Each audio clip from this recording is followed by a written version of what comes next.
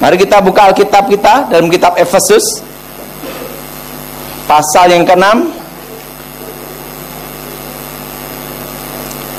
ayat 10 sampai dengan 17. Kita Efesus pasal yang ke-6 ayat 10 sampai dengan 17. Saudara yang ganjil, saya yang genap. Kitab Efesus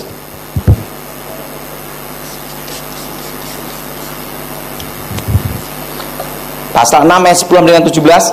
Akhirnya hendaklah kamu kuat di dalam Tuhan, di dalam kekuatan kuasa-Nya.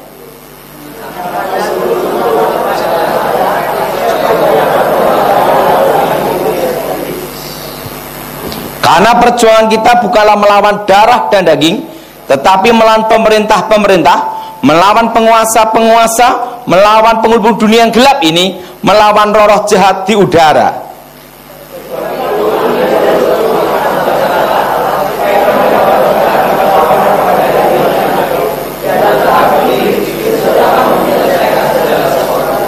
Jadi bila tegap berikan kebenaran dan berbaju jirakan keadilan.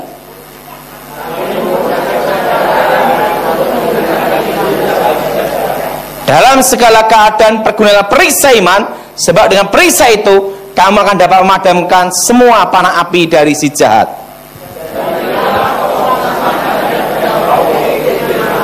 Ini semua perisai iman. Nah, sudah kasih dalam Tuhan. Saya belajar ilmu hitam itu dari nenek saya. Kekuatan-kekuatan setan. Disitulah secara otomatis saya tahu rahasia titik kelemahannya. Bahwa semua kekuatan gaib, kekuatan mistik itu ada kelemahannya. Artinya gaib itu adalah suatu yang rahasia. Jadi disebut alam gaib itu namanya alam rahasia. Ya, artinya gaib itu tidak terlihat. Artinya gaib itu adalah misterius. Artinya gaib itu adalah tersembunyi. Nah, itu artinya gaib. Nah, saudara, setelah saya mempelajari berbagai kekuatan mistik, secara otomatis itu tahu rahasia kelemahannya. Bahwa semua pengiriman ilmu hitam itu pasti ada tandanya. Dari tujuan pengirim apa itu tahu pada waktu ada tandanya. Misalnya contohnya seperti ledakan di atap rumah, buar, kerutu-kerutu, tapi tidak ada benda yang ada, tapi seperti benda jatuh yang keras. Itu adalah pasti jenis ilmu santet, ilmu untuk membunuh. Apa saudara? Ilmu untuk apa saudara? Membunuh. Ilmu untuk membunuh atau bikin orang jatuh sakit parah. Nah, kalau bunyinya seperti pasir menyebar, sekitar jendela dan pintu, itu adalah jenis ilmu hitam untuk namanya itu mateni sandang pangan, mateni rezeki. Apa saudara? Mateni apa saudara? Mateni apa? Rezeki, mateni sandang pangan. Nah, itu namanya tutup bumi Sapitu. Nah, itu jenis-jenis tanah kuburan. Tetapi kalau sering di depan pintu itu sering ada namanya itu pasir terus atau tanah. Setelah itu dibersihin, besok muncul lagi, bersihin, besok muncul lagi. Itu jenis untuk bikin bangkrut orang. Nah, kalau jenis nutup sandang pangan, mateni rezeki, itu biasanya, ini biasa nih saudara, itu ada bau busuk menyengat bereng lewat di pintu utama. Jelas saudara? Itu untuk namanya mateni apa saudara? Sandang pangan, bikin orang bangkrut. Nah, jadi baunya itu menyengat breng lewat toh. Kalau bau menetap itu bau got, harus dibedain. Nah, kalau baunya wangi kayak melati atau kembang kantil, breng lewat kayak daun pandan, pada waktu malam Jumat kira-kira jam 12 malam, breng harum banget, setelah itu hilang mendadak. Itu jenis ilmu guna-guna, ilmu pelet. Itu jenis jaran goyang, semar mesem, atau ilmu kedip-kedip, pasang susu. Jadi dari manifestasinya itu bisa ketahuan tujuan-tujuan yang dikirim itu untuk apa. Jelas? Nah, kalau slengdor itu mercon. Nah, jadi harus dibedain. Harus apa, saudara? Harus dibedain. Dor. Nah, semua kekuatan mistik, kekuatan roh itu pasti bekerjanya masuk ke alam bawah sadar. Makanya yang disebut ilmu batin, komunikasi batin, komunikasi roh gaib nih ya, roh gelap, itu selalu berhubungan dengan alam bawah sadar. Karena alam sadar manusia 20%, alam bawah sadar itu 80%. Makanya ada memori-memori kita zaman dahulu bisa teringat kembali. Jelas? Jelas? Karena alam bawah sadar berapa? 80%. Nah, semua kekuatan mistik, kekuatan roh itu bermain di alam bawah sadar dan masuk melalui pintu, yaitu sugesti. Iman dan sugesti itu beda. Iman adalah suatu keyakinan yang pasti benar. Sugesti adalah keyakinan yang belum tentu benar. Harus dibedakan antara iman dan sugesti. Nah, bagaimana cara untuk menangkal ilmu hitam? Pada waktu ilmu hitam dikirim, pasti menggunakan namanya kekuatan dunia arwah. Ingat itu, kekuatan saudara. Nah, yang pertama, jangan meyakini, ya semua, jangan meyakini, mempercayai mimpi yang berhubungan dengan arwah orang mati yang menentukan nasib, takdir, kematian. Pada waktu ilmu gaib dikirim, itu akan menyamar menjadi orang yang terdekat yang sudah mati. Contohnya jadi ayahnya, daripada kamu susah di sini, ikut saya lebih bahagia. Bangun dari tempat tidurnya, yakin itu arwah ayahnya. Maksimal 40 hari pasti ikut mati. Tapi kalau tidak percaya, lolos. Begitu ada bunyi ledakan, dor, mimpi. Jangan dipercayai mimpi yang ketemu orang mati, pasti lolos. Jelas? Jelas? Jelas? Atau mimpi mandi keramas, udo, telanjang bulat, telanjang mandi. Wah, sakit, bakal dia bangkrut atau buang air besar terus menerus. Nah, itu jenis tanah kuburan.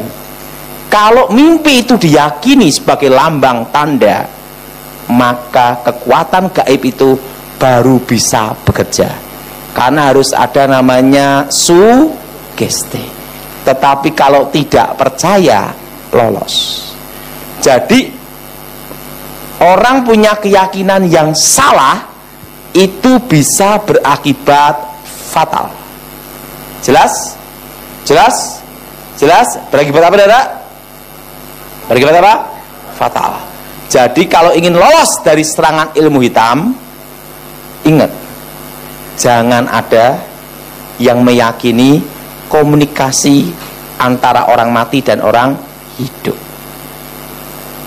Lolos pasti. Nah, yang kedua, orang yang suka tertawa, hati gembira, itu tidak bisa kena ilmu hitam. Tapi jangan ketawa sendiri. Namanya edan. Jelas? Namanya apa? Edan. Kenapa? Saya beritahu, orang gila itu tidak ngerasakan corona loh. Betul? Betul? Betul? Dan dia tidak perlu pakai masker, betul nggak? Karena orang gila, betul? Ingat, hati yang gembira, Alkitab berkata, adalah obat. Jelas? Jelas? Hati yang gembira apa tidak? Jadi kalau perlu tahu, kalau orang yang hatinya gembira, tidak bisa kena. Karena semua kekuatan mistik, kekuatan roh itu bekerja bila ada suatu ikatan. Nah, contohnya apa? Yaitu dosa yang mengikat. Apa dosa mengikat? Akar pahit, kecewa, dendam. Makanya kalau hatinya gembira, suka tertawa, tidak ada kekecewaan, tidak ada dendam, sehebat dukun apapun tidak bisa kena. Jelas? Jelas? Nah, yang ketiga, orang yang takut setan pasti ketemu setan. Orang yang takut setan ketemu apa? Nah, ngomong sama sebelahnya, kamu bukan setan. Jelas? Orang yang takut setan pasti ketemu. Nah, tapi kalau orang yang berani sama setan, dia tidak ketemu setan. Kenapa? Semua penampakan ilmu gaib, kekuatan mistik itu mengambil sisi negatif, namanya energi negatif. Ketakutan manusia untuk diubah menjadi kekuatan menghantam, kekuatan menyerang, benteng pertahanan. Makanya orang punya ilmu kebal, kalau yang nembak takut semakin kebal. Tapi kalau yang nembak tidak percaya, dor, tembus. Makanya dukun-dukun zaman dulu banyak ketembak londo mati. Kenapa? Londone ora percaya, tidak percaya. Berapa dukun yang mati sama Belanda? Banyak, tidak percaya. Nah, jadi harus dibedakan di sini. Semua kekuatan gaib mengambil sisi energi negatif untuk diubah jadi benteng pertahanan, kekuatan menyerang atau masuk ke alam bawah sadar. Nah, zaman Belanda itu namanya ada Antek Company. Antek Company itu orang-orang yang berkhianat, yang berpihak kepada Belanda.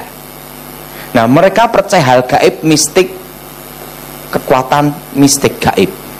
Nah, pada waktu orang punya ilmu kebal, ditembak mereka, dor, dor, dor, tidak mempan. Kenapa tidak mempan? Karena dari energi negatif mereka diubah menjadi benteng pertahanan. Energi negatif itu termasuk kemarahan. Apa tidak? Nah, Belanda kan tidak percaya ilmu-ilmu gituan, tembak jedor ya mati dah. Makanya zaman dulu banyak tokoh-tokoh dukun-dukun hebat mati ditembak londo. Makanya Belanda itu bertahan 350 tahun. Kenapa? Karena tidak percaya. Tuh perhatiin, pusoko-pusoko, jimat macam-macam yang dipuja-puja, kalau ngelangkai pusoko bisa muntah darah, delak-delak, stroke. Belanda tidak percaya gitu-gituan. Sama Belanda disita, dibawa ke negara Belanda, dibanting-banting untuk mainan. Betul? Kenapa Belanda tidak kena tuah yoni kekuatan pusaka? Karena Londonnya tidak percaya. Semua kekuatan gaib kelemahannya adalah pada waktu ini semua, pada waktu yang ada dianggap tidak ada. Jelas? Jelas? Jelas? Nah, orang kalau misalnya dipercaya di pinggir jalan sana ada kepala terbang, orang takut lewat situ, dari energi negatifnya diubah jadi penglihatan. Makanya penampakan setan di seluruh dunia itu menggunakan mitos, budaya, kepercayaan setempat. Jelas? Nah, wujud setan asli sampai sekarang tidak berubah, tetap malaikat kegelapan. Tetapi dalam penampakannya menggunakan mitos, budaya, kepercayaan setempat. Makanya setan Indonesia modelnya genderuwo kuntilanak. betul? Setan Eropa modelnya lain lagi, macam-macam modelnya. Ada yang disebut manusia serigala, betul? Kalau di Indonesia harimau, karena tergantung legenda dan mitos. Jelas? Jelas? Nah, bagaimana supaya kita tidak terkena ilmu hitam? Jangan meyakini hal-hal yang berhubungan dengan hal gaib. Jelas? Nah, kenapa orang bisa kena hipnotis gendam? Orang kalau gendam pasti tepuk sini, tidak mungkin tepuk sini. Kenapa? Karena bagian sini dekat dengan leher, leher dekat dengan otak kecil, otak kecil hubungan apa daerah alam bawah. Orang kalau dipukul bagian lehernya pingsan. Tidak percaya, coba sendiri. Nah, kenapa tidak ditepuk sini? Sarape kejauhan. Nah, kelemahan ilmu gendam hipnotis pada waktu tidak direspon. Apa saudara? Direspon. Makanya kalau ada orang tiba-tiba sok kenal gini-gini, jangan direspon. Anda mendapat hadiah 1 miliar, ambil aja sendiri. Ditelepon. Nah, begitu ada respon, itu langsung kena. Karena ada apa? Sisi sugesti. Jelas? Jelas? Jadi supaya kita tidak kena, makanya saudara jangan mempercayai hal yang berhubungan dengan gaib. Jelas? Nah, yang keempat, orang pelit paling mudah kena ilmu hitam. Nah, orang pelit paling mudah kena apa? Hitam. Nah, sebelum saya bertobat, saya belajar ilmu namanya babi ngepet. Itu salah satu dari tingkatan ilmu. Kalau menguasai ilmu Singolodaya berubah jadi harimau, pasti menguasai ilmu ini. Itu dasar ilmu namanya. Nah, yang tidak boleh itu ketemu pitbullnya Pak Petrus.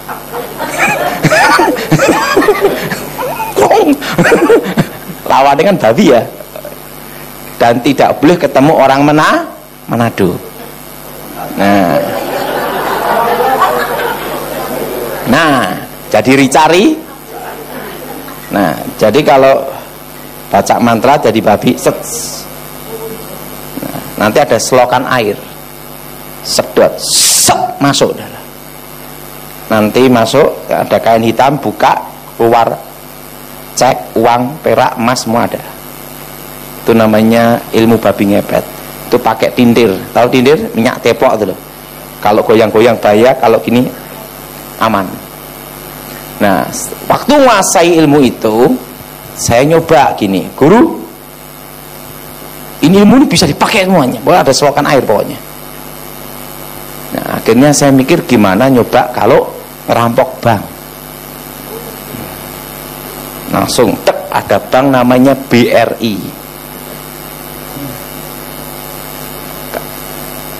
Kalau saya itu kalau habis ngambil tak balikin lagi, karena tujuannya bukan mencuri, hanya untuk praktek. Waktu nyedot air diselokan di BRI, mental, tidak bisa. Maka amanlah nabung di bank BR. Nah, dan apa yang terjadi? Waktu gagal, saya balik lagi, nguk. Kakek saya tanya, loh kenapa Ton? Kamu dari mana? Saya kok ngerampok ngambil bank di BRI pakai ilmu babi ngepet kok tidak bisa. Kakek saya ketawa cekikian. Dari Adam Kowo sampai kamu tidak ada deal babi ngepet bobol bank kecuali kamu. Ya saya mau nyoba. Bank tidak bisa dibobol babi ngepet sampai ngepot. Karena di bank itu uangnya orang sosial dan orangnya orang pelit gabung jadi satu. Gak bisa. Jelas. Nah, terusan disitulah saya baru ngerti Kalau orang suka nolong, suka memberi, itu tidak bisa dikirim ilmu tanah kuburan. Dikirim pun jadi tawar, tidak berfungsi, karena ada hukum di sini. Nah, saya rasa hari ini kolektor berubah. Waktu mau ngasih, lihat belakang, nguk nguk nguk nguk nguk nguk, mau dibobol babi ngepet atau ngasih. Jadi sebenarnya, makanya orang yang suka nolong, suka memberi, itu tidak bisa dikerjain sejago dukun apapun. Jadi gini, waktu itu guru saya memberitahu saya, Ton, perlu kamu tahu bahwa ada hukum alam, keadilan sing urip, keadilan yang membuat kehidupan, dan garis ini tidak bisa dilawan atau dilanggar, karena itulah garis takdir. Sejago-jagonya kamu menguasai ilmu apapun, jangan nyoba melawan, melanggar garis itu, karena semua ilmu hitam kalau dikirim gagal, senjata makan tuan. Jelas? Yang berapa daerah? Empat. Yang kelima, orang yang hidup dalam perjinahan itu paling mudah kena ilmu hitam. Udah perhatiin? Makanya jangan senang iseng-iseng. Rata-rata orang yang terkena guna-guna ilmu pelet, pertama iseng-iseng main perempuan. Setelah iseng-iseng, ada yang gunakan, roh itu masuk, mengikat. Kalau orang tidak iseng main perempuan, itu tidak bisa kena, karena tidak ada jalan. Karena suatu kekuatan roh masuk, itu harus ada jalan penyebabnya. Makanya kalau orang ngomong, saya kok kena guna-guna gini, wis pasti bandot.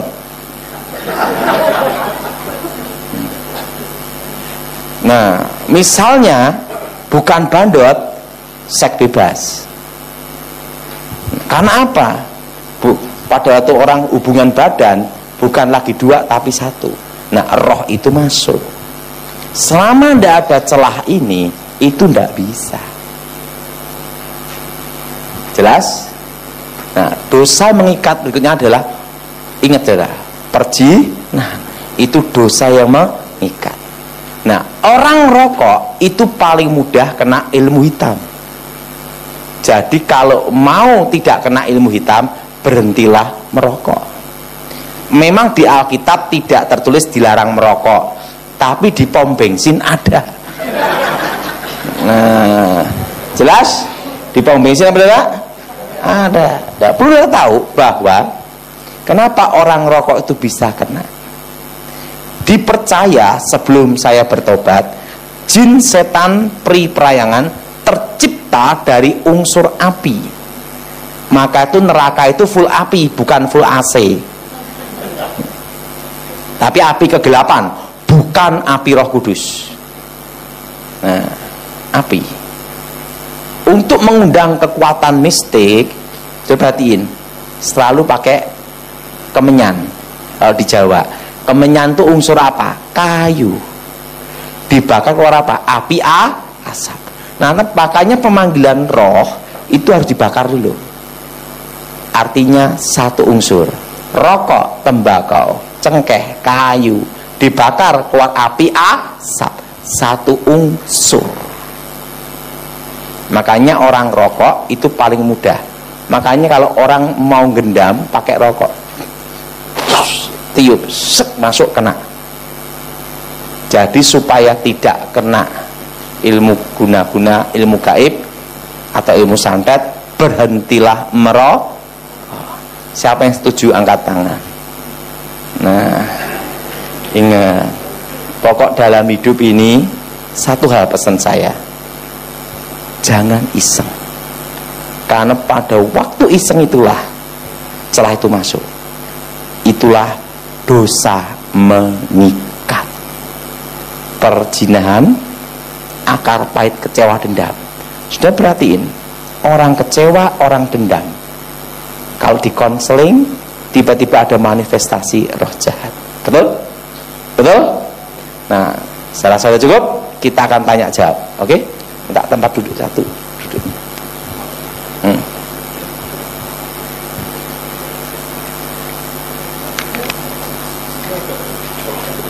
Ini aja. Oke, silahkan. Oke, silahkan. Siapa yang mau tanya? Mungkin ada yang sudah tulis di kertas. Dari kertas bisa dikumpulin juga ya. Nanti atau mau tanya langsung juga silakan. Tanya tentang setan.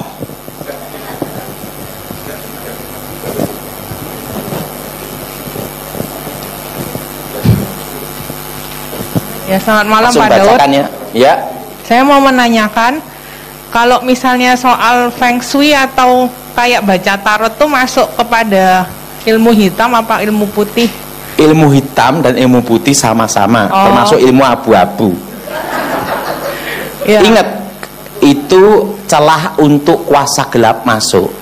Ingat, sugesti yang berhubungan dengan hal gaib.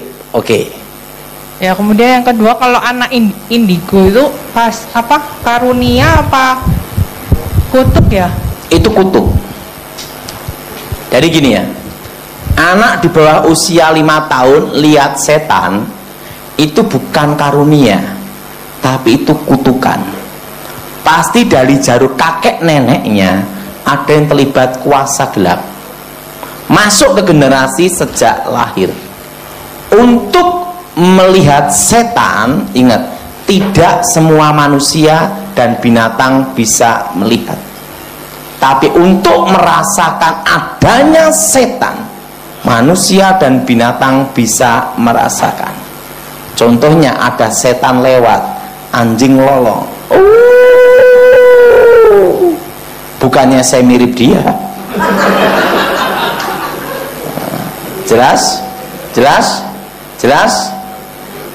Tengah malam ayam kelabaan, panik semua. Nah, itu ada setan di situ. Kita kalau ada kuasa gelap masuk satu rumah, ini ada sesuatu yang tidak beres. Jelas? Jelas? Terus anaknya diapain ya Pak? Jadi gini, nanti dulu. Jadi kalau sejak kecil melihat setan, itu bukan karunia, itu kutuk. Beda dengan karunia Roh Kudus, membedakan roh karunia penglihatan. Itu beda. Itu didapat setelah bertobat mengalami baptisan Roh Kudus. Dan itu tidak bisa digunakan setiap saat. Kalau Tuhan kehendaki, baru lihat. Kalau Tuhan tidak kehendaki, tidak bisa. Jadi ingat ya saudara, perlu saudara tahu bahwa tidak semua orang bisa melihat setan. Ada batas di sini. Kalau bisa digunakan setiap saat sesuka hatinya, itu pasti bukan karunia. Itu kuasa gelap. Jelas? Jelas? Nah, suatu kali saya punya kakek, nenek saya itu kalau melihat orang tahu. Saya tanya sama dia, apa rahasianya? Tiba-tiba kakek saya beritahu, ini rahasianya. Nenek saya beritahu, kalau kamu ketemu 10.000 penjahat, perampok, pemerkosa, penipu, tukang mabok, secara otomatis untuk lihat orang baik itu paling mudah. Betul? Karena mata adalah jendela hati kita. Orang tidak suka orang bisa dilihat dari mata, dan karakter seseorang bisa dilihat dari sorot mata. Kaget saya.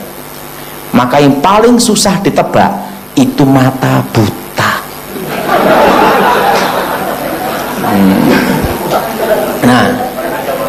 Nah, jadi gini, dari sorot mata Tapi ingat ya, itu bisa keliru. Itu bisa apa? Itu pengalaman hidup. Itu bisa. Coba lepas kacamata. Nah, dari lepas kacamata, itu dilihat dari sorot mata. Nah, dari sorot matanya ini, orangnya ini keras. Jadi kalau istrinya mana? Istrinya mana? Jadi susah untuk diomongin, bandel. Nah seperti ibu ini, lihat dari sorot mata ada beban mental. Nah, itu dilihat dari sorot mata. Tapi itu bukan ilmu gaib, itu pengalaman hidup. Nah, orang kalau membawa bom bunuh diri pun bisa dilihat dari sorot mata. Keringat dingin, matanya sayu ketakutan, kebingungan, bisa dilihat. Jelas? Nah, seperti ibu ini, coba copot mata ini. Wah, ini keras gini-gini. Nah,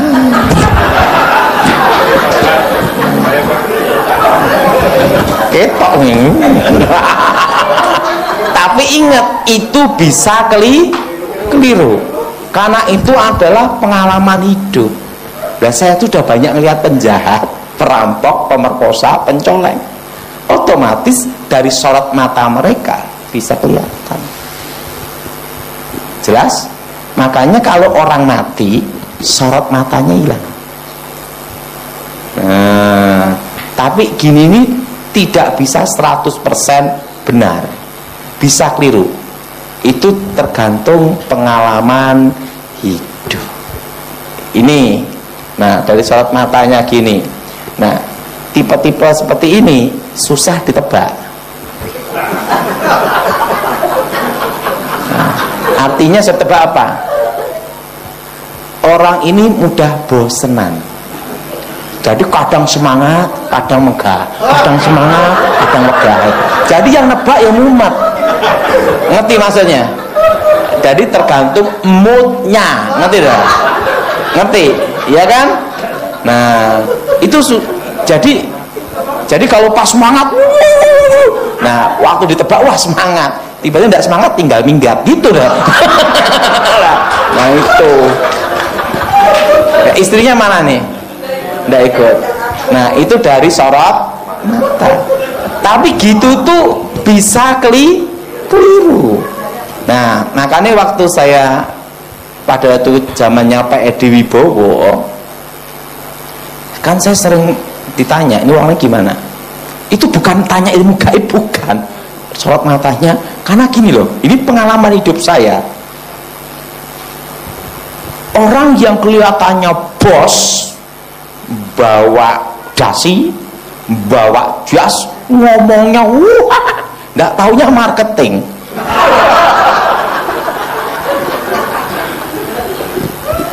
Tapi belum tentu ya. Tapi ada, itu dilihat dari sorot mata aja. Waktu itu saya lihat, wah, ketemu orangnya biasa, nggak buat das, gini, konglomerat.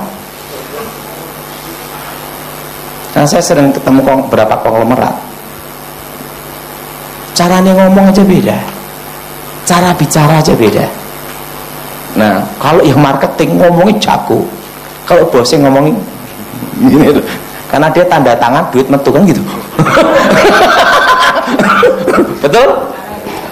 Kalau yang marketing mah itu entek.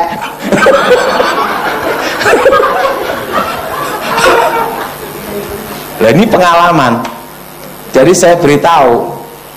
Nah, dari situ kan saya ikut. Tadi ngeliat des, oh ini des. Orang narkoba pun juga kelihatan dari cara ngomong, cara bicara. Karena itu dilihat dari sorot mata. Maka Alkitab berkata, kalau matamu baik, hatimu baik. Artinya apa? Dari mata itulah kelihatan hati seseorang.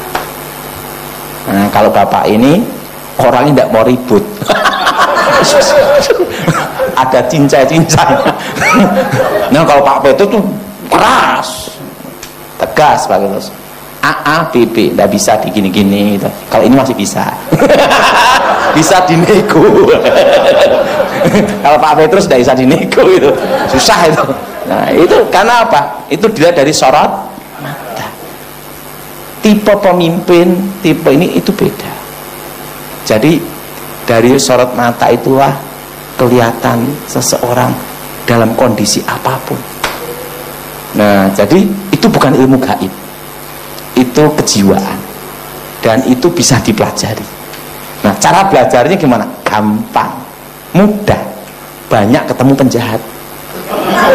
Makanya yang pinter-pinter itu kalau suka pelayanan di penjara, kan lihat, wah penipu modelnya kayak apa. Tukang copet, yang tahu tukang copet adalah bekas pencopet, betul enggak? Betul? Artinya mereka udah pernah belajar, pernah ketemu, pernah ngalami. Nah gitu. Oke, lanjut. Ya Pak. Ya Pak. Cara untuk memutuskan indigo itu namanya kutuk keturunan, harus dibatalkan dalam nama Yesus. Jadi segala ikatan kutuk keturunan kami patahkan, kami hancurkan dalam nama Yesus. Demi nama Yesus. Demi nama Yesus. Jadi segala kutuk keturunan kami hancurkan, kami batalkan, putuskan demi nama Tuhan Yesus. Nah, saya dari kecil dikira juga dapat anugerah yang maha kuasa. Jadi usia 5 tahun itu kalau saya konsentrasi benda-benda bisa terangkat. Jadi tangan gini itu benda-benda terangkat. Nah, dikira mama saya itu adalah anugerah dari yang maha kuasa. Nah, usia 7 tahun saya bisa ngangkat lemari tangan gini tak. Nah, waktu itu mama saya kok ada ini kekuatan itu. Nah, jadi pertama ngangkat korek, saya ngangkat lemari, ngangkat bangku. Nah, dan setelah itu usia 8 tahun kalau saya konsentrasi gini benda-benda sekitar saya bisa terangkat. Dan sejak kecil saya komunikasi roh. Nah, usia 9 tahun saya ketemu guru saya. Guru saya memberitahu saya, kakek saya, itu adalah basic dasar ilmu santet. Hanya kekuatan yang menyebar, tidak memfokuskan. Akhirnya guru saya mengajarkan cara memfokuskan kekuatan itu. Nah, dari situlah saya mengerti bahwa roh itu masuk sejak saya lahir. Nah, begitu saya bertobat dalam nama Yesus, udah nggak bisa lagi. Bisa, hilang dah. Oke, lanjut.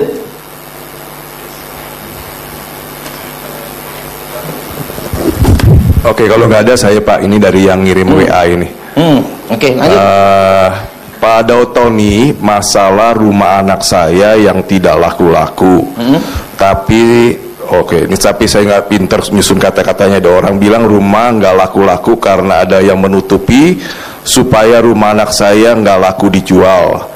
Sertifikat atas nama anak dan mantu, demikian. Sebabnya kenapa gitu Pak? Gini ya, kalau tempat suatu rumah ada setannya, cirinya sering ada penampakan. Dan setiap kali orang mau beli, ke notaris batal dan dimimpiin. Berarti itu ada kuasa gelap. Nah, selama tidak ada hal-hal yang berhubungan gaib itu ada, berarti ngasih harganya kemahalan. Ngerti? Ya. Harganya apa? Kemahalan. Atau yang kedua, lokasinya yang tengah sawah. Lokasinya kurang bagus. Jelas? Jelas. Oke, lanjut. Jadi ada lagi kalau ada kuasa gelapnya itu pasti ada hal-hal gaib, penampakan roh. Oke, lanjut Ibu. Saya mau tanya Pak, selamat malam. Kalau seseorang sejak kecil itu ikut ilmu gaib ya, persatuan ilmu gaib. Ibu yang sebelahnya Ibu itu ada yang ngikutin? Berdiri dulu Ibu. Bukan sebelah. Karena ini ada roh yang menutup dia. Oh iya. Nah itu aku ilmu gaib. Nah sejak kecil gitu dan itu. Enggak, tak doain dulu sebentar.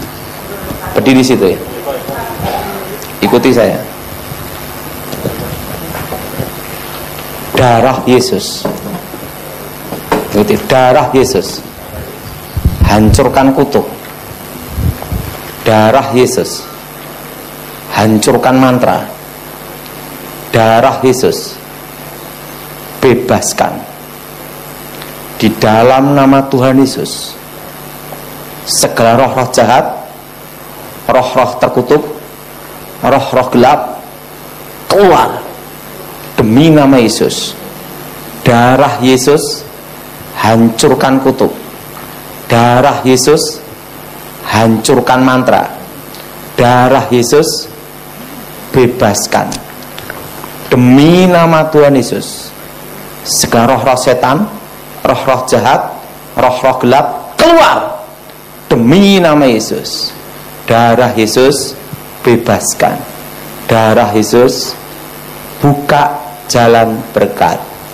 Darah Yesus buka masa depan. Amin. Silakan duduk. Ibu ini ada yang menutup hidupnya, banyak kena sial.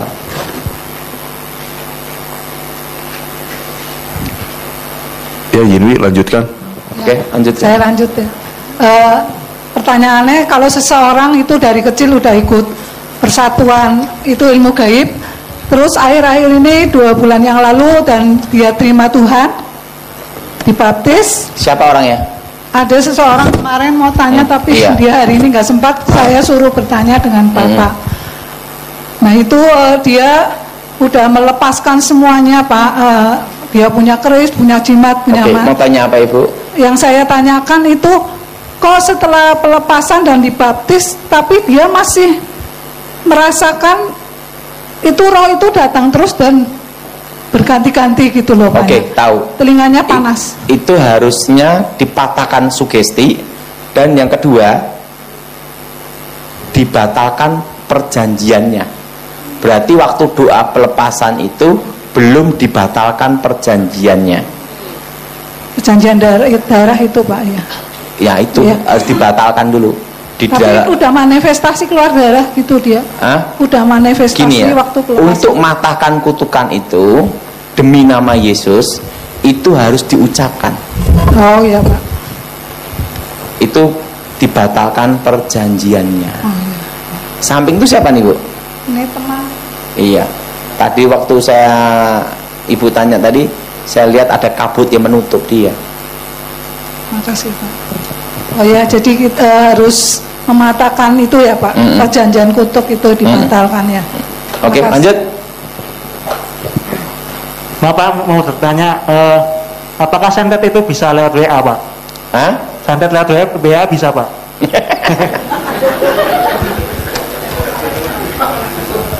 Itu kan pakai gelombang frekuensi. Jadi kalau mau nyantet ya, langsung untuk membunuh jarak jauh pakai WA tidak bisa. Tetapi untuk hipnotis bisa.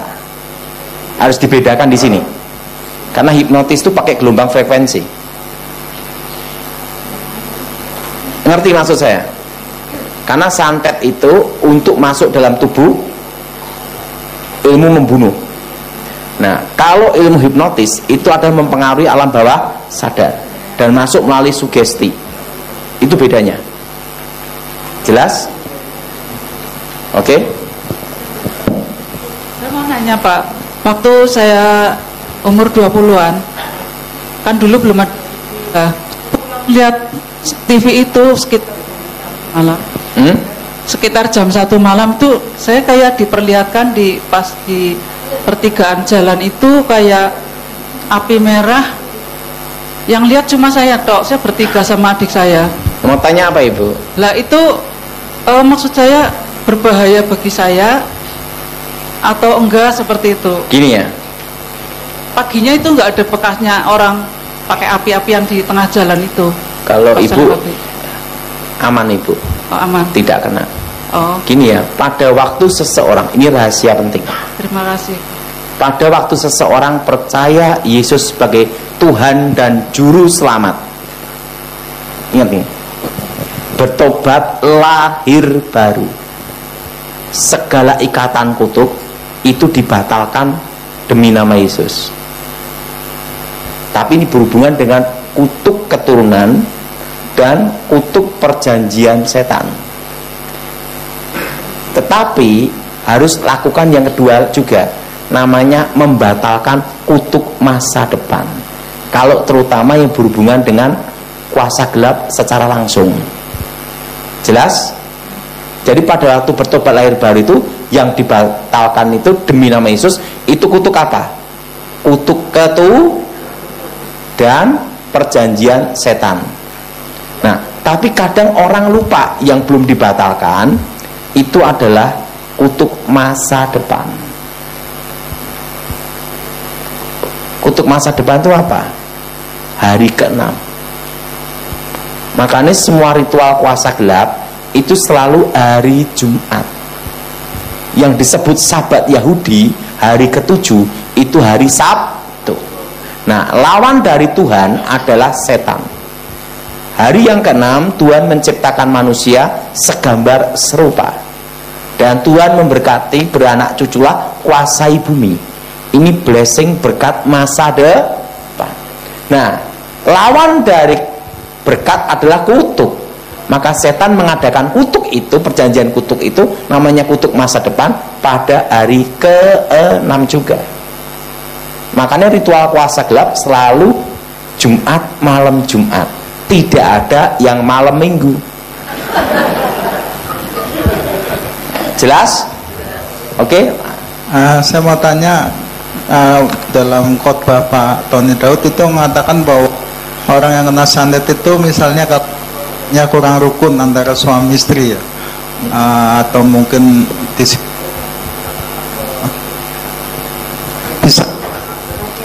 Kalau rumah tangga tidak rukun, ribut terus, bisa kena.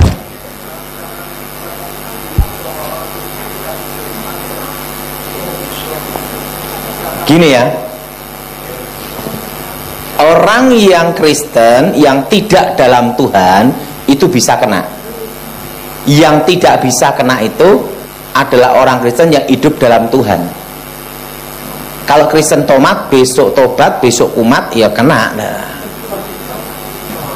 jadi gini loh, sekalipun pendeta kalau ngerokok disantet kena, karena ada ikatan. Ingat itu, yang tidak bisa disantet itu adalah orang yang hidup dalam Tuhan. Orang Jelas? yang pelit juga kena, bisa kena santet. Kena. Makanya jadi orang Kristen jangan pelit. Loh, kalau keluarga itu misalnya nggak mencintai gitu loh, kena juga gitu. Misalnya suami istri nggak mencintai suami. Nah, itu nanti repotnya tuh gini loh, jauh dari istri, keluar pulau. Rata-rata tuh orang tuh bisa, itu bukan santet Pak, itu guna-guna. Bapak harus jelasin beda antara santet dan guna-guna itu beda. Santet itu ilmu membunuh, bikin orang sakit parah. Nah, kalau guna-guna itu adalah mempengaruhi alam bawah sadar, mengikat roh. Harus ada perbedaan di sini. Nanti yang Bapak tanyakan itu berarti bukan santet. Yang Bapak tanyakan itu apa? Guna. Makanya ada guna-guna istri muda, gitu kan? Nah, itu bisa kena, itu karena apa? Sudah tidak saling mencintai, suaminya iseng. Nah, iseng inilah masuk. Tanpa ada perjinahan tidak bisa, karena semua harus ada jalannya. Oke? Lanjut. Sebentar, ini yang dari WA ini saya mau tanya dulu nih Pak. Jadi dari Posenti Sucipto mau tanya sama Pak Dautoni. Di tubuh belakang saya pernah diraja pakai darah pas orang itu kemasukan Dewa Kwan Kong. Kedua, saya masih sering diikuti sama dayang Laut Selatan. Ada yang lihat, tapi saya nggak pernah memperhatikan. Itu sering sakit-sakitan kan? Ketiga, di rumah sering banyak masalah, hal-hal sepele jadi rame. Kadang-kadang ada bau bangke atau kurang sedap, kadang bau wangi dan tempatnya berpindah-pindah. Bagaimana cara mengatasi semua itu? Saya harus bagaimana, Pak Dautoni? Terima kasih. Itu berarti ada perjanjian, ada ika. Nah, itu harus diputuskan dalam nama Yesus. Apa saudara? Diputuskan apa? Dalam nama Yesus, demi nama Tuhan Yesus. Jadi segala ikatan kuasa gelap harus diputuskan demi nama Yesus. Doanya seperti ini, ingat semua. Darah Yesus, hancurkan kutuk. Darah Yesus, hancurkan mantra. Darah Yesus, hancurkan kutuk masa depan. Darah Yesus, hancurkan perjanjian setan. Darah Yesus, bebaskan. Demi nama Yesus, segala roh-roh setan, roh-roh jahat keluar. Demi nama Yesus, darah Yesus, bebaskan. Amin. Ingat, semua kekuatan mistik semuanya harus ada jalan yang dosa mengikat. Oke, lanjut. Dua lagi ya. Saya kan suaminya meninggal di Selandia. Waktu Jumat Kliwon itu ada sarangan. Saya sarangan di situ, orang itu meninggal. Saya yang selamat waktu di Selandia Jumat Kliwon tahun 2003 yang meninggal cuma saya yang selamat.